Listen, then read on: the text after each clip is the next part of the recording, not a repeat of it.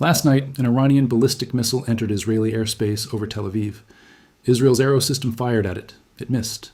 A David Sling interceptor fired next. It missed. A third interceptor launched. It also missed. The missile detonated inside an apartment building. But every headline you have read about this attack is focused on the wrong thing. They are telling you about the explosion, about the casualties, about the sirens. Nobody's telling you about the math. Because the math is where this war actually ends. That single missile cost Iran roughly $300,000. The 3 interceptors Israel fired at it cost $9 million combined. All 3 missed. And that was 1 missile out of 84 waves launched in 27 days. Israel just walked into the most expensive military trap in modern history. And the country setting the trap is spending less than 1% of what it costs to stop it. In this video, I'm going to show you 4 things that will change how you understand this war. First, how cluster warheads scatter at 7 kilometers and why no defense system on Earth can stop them once they open.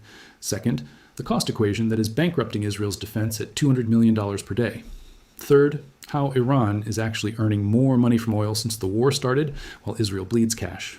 And fourth, why the United States cannot replace the interceptors fast enough, and what happens when the stockpile hits 0.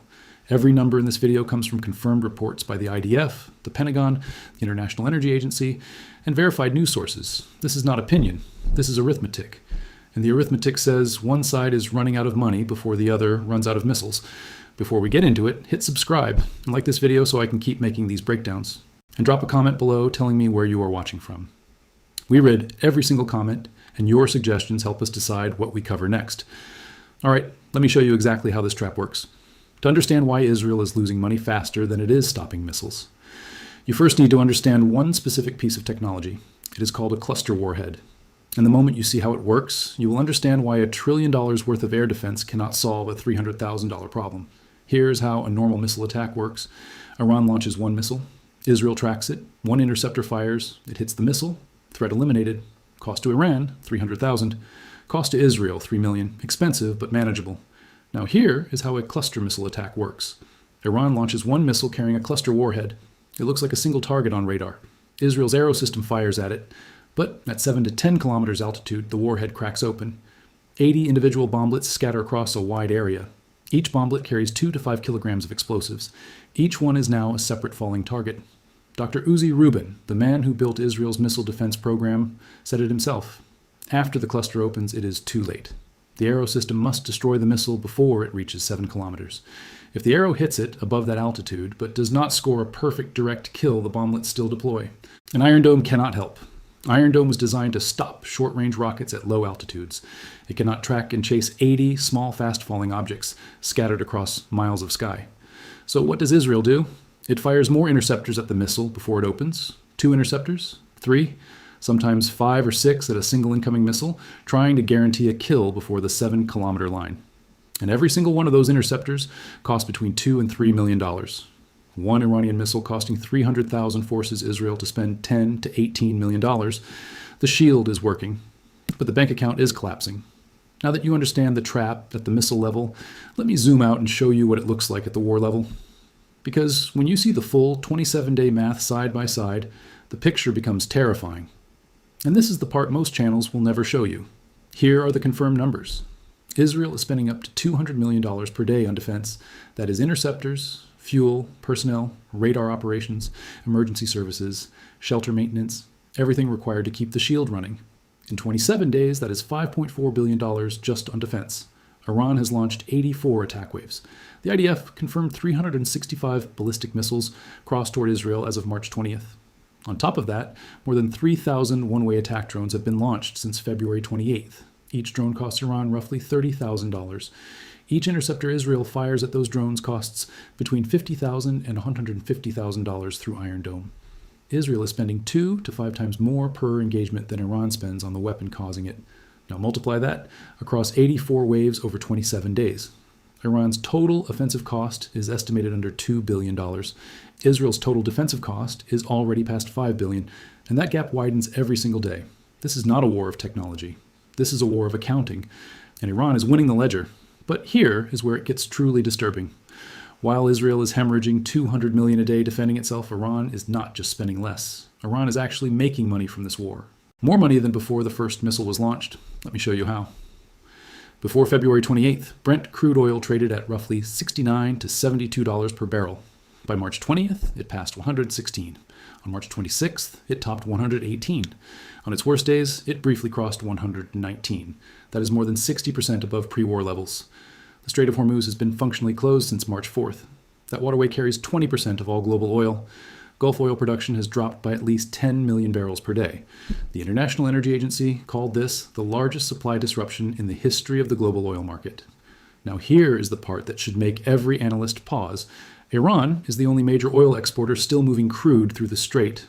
Bloomberg reported on March 26th that Iran has earned hundreds of millions of dollars in extra oil revenue since the war started, selling mostly to China at the smallest discount to Brent in over 10 months. Iran started this war selling oil at a discount. It is now selling oil at near full price because every other Gulf producer is offline.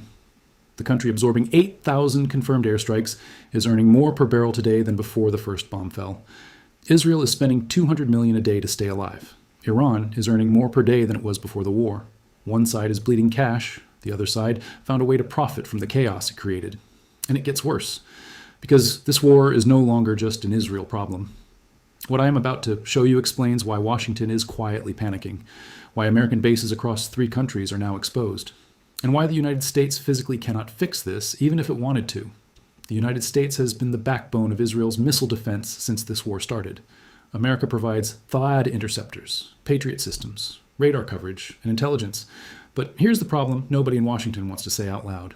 The production line cannot keep up. During the 12-day war in June 2025, the U.S. fired an estimated 150 THAAD rounds. That consumed 14% of America's entire global THAAD stockpile. Each THAAD interceptor costs $12.7 million. This current war has now lasted more than double that duration.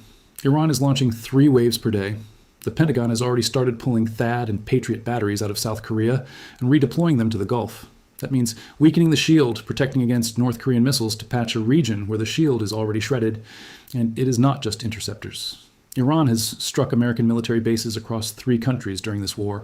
The IRGC confirmed targeting U.S. positions in the same salvos that hit Tel Aviv and Haifa. American service members have been killed. An F-35 made an emergency landing on March 19th after a suspected hit by Iranian forces. Congress is now facing a potential supplemental war appropriation of up to $200 billion. The defense industrial base cannot manufacture interceptors fast enough to replace what is being fired. Lockheed Martin produces THAAD interceptors at a rate that would take years to rebuild current stockpiles. Iran produces missiles at a rate that replaces its inventory in weeks. America is trapped in the same cost equation as Israel, spending millions to stop weapons that cost thousands. And every interceptor fired is one fewer available for the next wave. So now let me ask you the question that every defense planner in Washington and Tel Aviv is asking behind closed doors. The question that nobody wants to calculate out loud. What happens when the interceptors run out? This is where the math leads. Israel has been firing interceptors at a rate that exceeds peacetime production by a factor most analysts describe as unsustainable. The United States has already burned through a significant portion of its global THAAD reserves. Production expansion takes years, not months. Iran is launching 3 waves per day with no signs of slowing. It has shifted to solid-fuel road-mobile launchers that need no fixed infrastructure and leave almost no satellite signature. The introduction of the Zulfikar missile in waves 76 and 77 shows Iran is actively deploying new platforms mid-war. 84 waves have already been executed. At current rates, wave 100 arrives before April. What does day 40 look like? What does day 60 look like? The Israeli Air Force has already publicly admitted it is choosing not to intercept certain incoming bomblets in order to preserve its remaining stockpile. That is rationing. That is a military making triage decisions about which parts of its own country to leave undefended. Meanwhile, the economic blast radius is expanding beyond the Middle East. California gasoline past $5. Goldman Sachs projecting 30% recession probability. Fertilizer prices doubling in the middle of spring planting season. Qatar declaring force majeure on gas contracts. European gas prices surging 20%. This is no longer a regional war. It is repricing the global economy in real time. So let me bring every piece together. Because when you line up these numbers, the conclusion writes itself. 84 waves in 27 days. 365 ballistic missiles. Over 3,000 drones. Cluster warheads scattering 80 bomblets at 7 kilometers that no defense system can stop once deployed.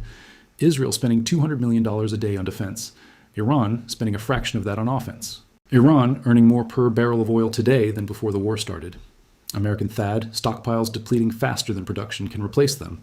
The Pentagon pulling missile shields from South Korea to patch a gulf that is already broken. Congress staring at a $200 billion war bill. Fertilizer prices doubling. Oil above 118. Recession probability climbing. And the country that the President of the United States declared militarily dead on Wednesday morning launched its 84th wave of ballistic missiles by Wednesday night. This war is no longer about who has better weapons. It is about who runs out of money first. And right now, the side spending $3 million per interception is running out faster than the side spending $300,000 per missile. That is not a prediction. That is the trajectory we are on today.